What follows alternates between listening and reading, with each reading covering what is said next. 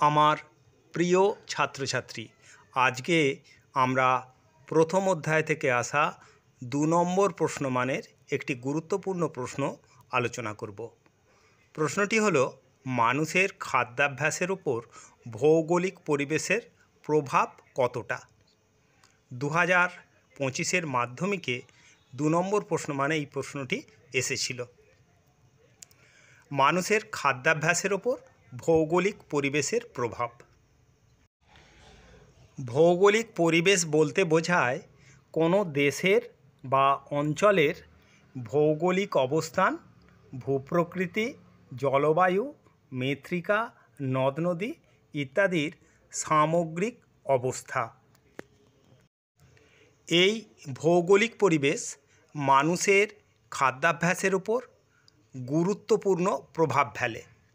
প্রথমত, জলবায়ুর তারতম্যের কারণে পৃথিবীর বিভিন্ন অংশের মানুষের খাদ্যাভ্যাস পৃথক পৃথক হয়। যেমন উষ্ণ জলবায়ুর অন্তর্গত দেশগুলির মানুষ সহজপাচ্য খাদ্য ডাল, ভাত, রুটি খায়, কিন্তু শীতপ্রধান দেশের মানুষের প্রধান খাদ্য মদ, মাংস ইত্যাদি। দ্বিতীয়ত, ভৌগোলিক পরিবেশ যে কোনো দেশের কৃষি উৎপাদনকে নিয়ন্ত্রণ করে এবং সেই দেশের মানুষের খাদ্যাভ্যাসকে প্রভাবিত করে। যেমন স্কটল্যান্ডের ভৌগোলিক পরিবেশে প্রচুর ওটস উৎপন্ন হয়, তাই স্কটল্যান্ডকে কেকের দেশ বলা হয়।